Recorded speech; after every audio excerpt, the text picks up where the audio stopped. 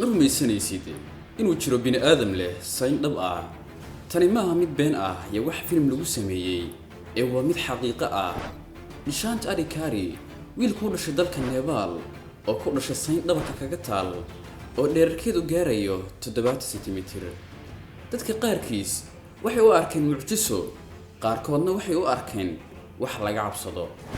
sar muuqaalka si aad u ogaato mucjisadan cajiibka ah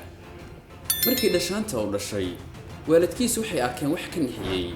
timo madow oo qaro weyn oo ka soo baxay qaybta hoose ee dhabarkiisa bilowgii waalidkiis aad ayay ugu xishoon jireen waxayna isku dayeen inay ka qariyaan indhaha dadka waxay ka soo kaxaysteen tuuladii ay deganaayeen iyaga u raadinaya dawo iyo qalin lagu gooyo sayntan laakiin mid ka mid ah wadaadada tuuladaas ayaa waalidkiis u sheegay hadal bedelay noloshooda kaasoo ahaa ha goynina wiilkani waa mid gaar ah sayna ma ahan ee waa mucjiso u gaar ah waqti badan oo la qarinayay waxa arkay dhammaan dadkii tuuladii deganaa sidaas darteed waxay u arkeen inuu yahay qof barakaysan oo mucjiso ah dhinaca caafimaadka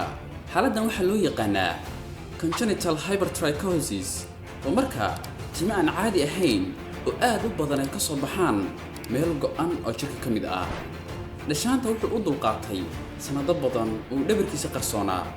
balse markii uu weynaaday wuxuu go'aansaday inuu dunida u tuso cidda uu yahay maanta dhashaanta ma aha wiil ka xishooda dhabarkiisa muuqaal isagoo sayntaas tusaya dadka ayuu ku baahiyay barta internetka taas oo soo jiidatay malaayiin taageerayaal ah kalsoonidiisu waxay kor u kacday markii uu arkay in dunidu ay ku aqbashay sidiisa wuxuu hadda ku nool yahay nolol caadi ah